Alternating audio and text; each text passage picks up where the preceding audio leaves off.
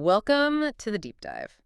So we're kicking things off today with a story that it just sounds impossible on its face. We're looking at the 711 CE conquest of Sindh. Right. And the really stunning part, the thing that makes it legendary, is the commander who led the whole thing, Muhammad ibn Qasim. He was just 17 years old. 17. I mean, it's the ultimate high-stakes assignment. Most people that age are, just trying to figure out what they want to do with their lives. Yeah. He was marching an army, planning logistics, and negotiating the future of entire territories. Yeah. His actions didn't just win a battle. They opened the door for the Islamic world to enter the subcontinent permanently. So let's establish the context right away. Why? Why was the Umayyad Caliphate, which is centered way over in Damascus, suddenly so interested in the Indus River Delta? This wasn't just a spontaneous land grab, was it? Not at all. You have to understand the motive here was really about security and economics. Our sources are pretty clear that the expedition was authorized by the governor of Iraq, al-Hajjaj ibn Yusuf. A very powerful figure. Immensely powerful. And the direct cause, the spark, was constant piracy targeting Arab merchants. So the shipping lanes were being hammered. Exactly. These were vital sea routes from the Persian Gulf, and merchants were complaining bitterly. When the local ruler, Raja Dahir, didn't or maybe wouldn't deal with the pirates, a military response became inevitable. And they'd mistreated some envoys, too, I read. That was the final straw. The mission was framed as restoring security for these high-value trade routes, Yeah. which were, essential to the caliphate's economy. And why does this matter for you, listening today? This conquest is the pivot point. It's where South Asia decisively plugs into this massive global network. It changed trade, politics, and it laid the groundwork for Indo-Islamic civilization. That deep cultural blend you see in the region, the architecture, science, all of it. A lot of the roots are right here. It's a foundational story, a template, really, for how empires connect and integrate new frontiers. Okay, let's get into the man himself. Section 1. Youth, training, and calculated strategy. So the obvious question is, why him? Why Qasim? Why send a teenager when you must have had seasoned generals? Well, that decision tells you a lot about power in the Umayyad system. Muhammad ibn Qasim came from a powerful Arab tribe, the Banu Thaqif. That helps. Sure. But more importantly, he was a true protege of Governor al-Hajjaj, who was, like you said, maybe the second most powerful man in the entire caliphate. So it's not just patronage, it's deep political trust. Precisely. And that trust was cemented by family Qasim. Qasim was married to Hajjaj's daughter, so he wasn't just some kid pulled from nowhere. He was trained rigorously in Basra and Wasit, the big administrative centers. And he had a track record, right? He wasn't a total rookie. Not at all. He'd already governed the province of Shiraz in modern Iran, and successfully. He was young, but he was tested. Hajjaj trusted him completely to handle both the fighting and the political fallout. Still, it feels like an enormous risk, sending a 17-year-old against a ruler like Raja Dahir. What did his plan offer that made it worth that gamble? What's fascinating is that his strategy was so calculated, so politically astute.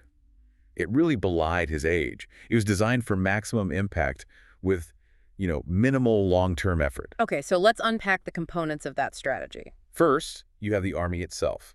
He used fast, mobile, cavalry elite Syrian troops, and very importantly, Iraqi Mawali. And the Mawali are non-Arab Muslim freedmen. Exactly. Using them showed he valued skill and loyalty over old-school Arab tribalism. That was a very modern approach for the time, especially when you're operating so far from home. That speed must have been critical given the terrain they were going into. Absolutely. Which brings us to the second part, geographical awareness. Sindh is all about the Indus River and its delta.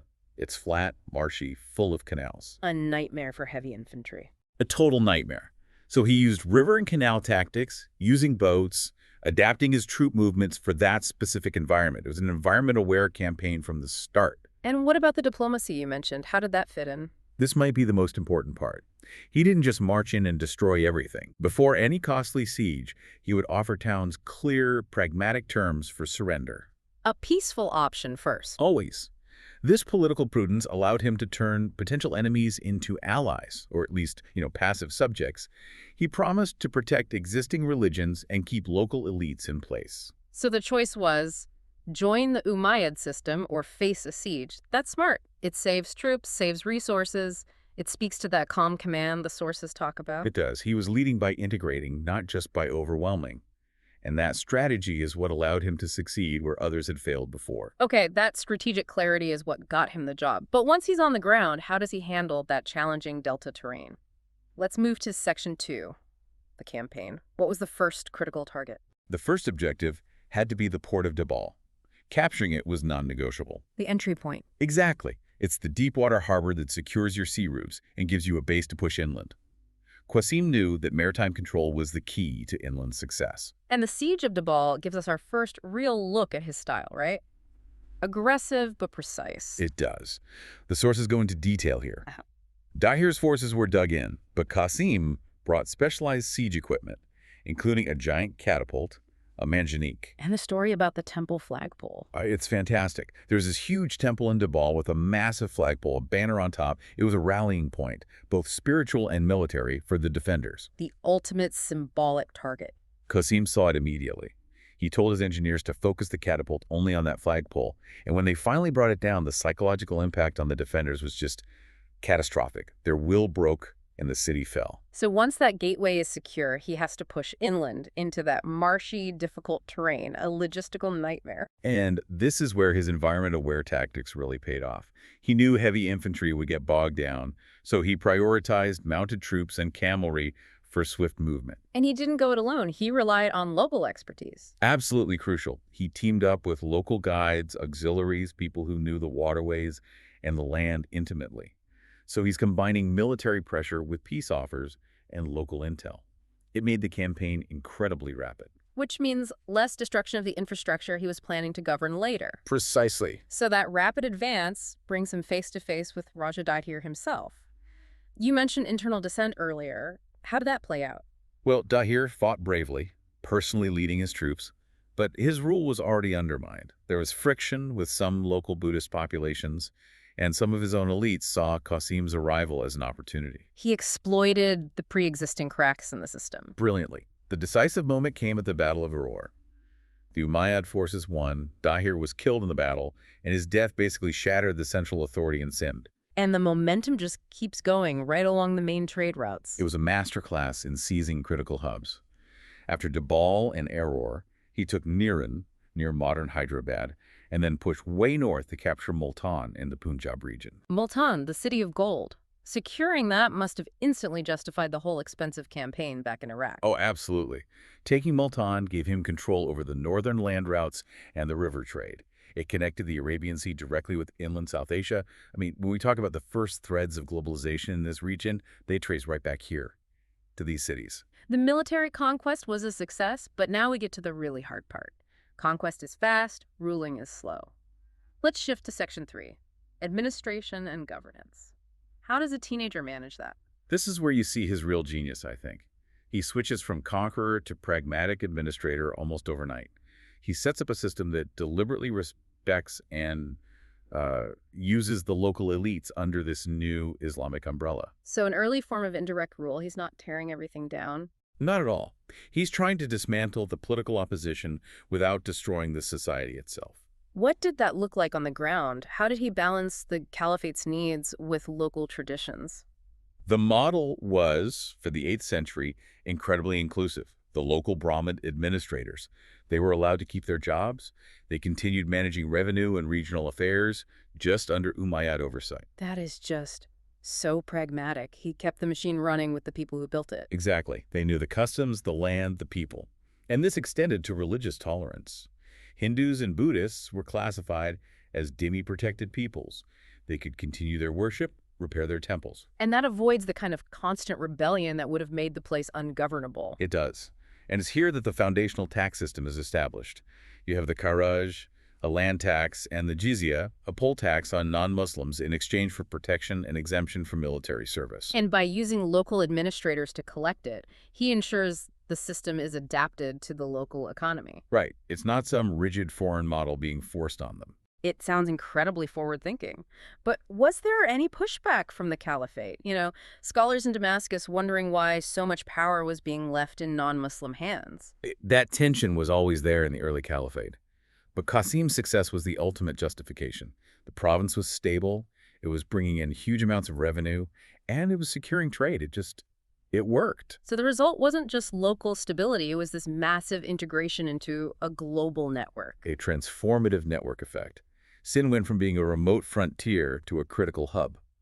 Arabian, Persian, and local Sindhi merchants were all suddenly linked under one secure authority. And what else traveled on those routes besides goods? Ideas, culture, science. This is a huge moment for intellectual history. Islamic legal and administrative practices spread east. At the same time, knowledge from Indian mathematics, like the concept of zero, and medicine traveled west through Sindh. So this is the beginning of that hybrid Indo-Islamic civilization. This is its fingerprint. The first major transfer of Indian knowledge into what would become the Islamic Golden Age happened right here because of the stable administration Qasim built. It created something totally new. Okay, let's wrap this up in section 4. Lasting legacy and modern relevance. Qasim's personal rule was tragically short, wasn't it? Incredibly so. He gets caught up in political infighting back in the Caliphate. He's recalled in 715 CE and dies shortly after.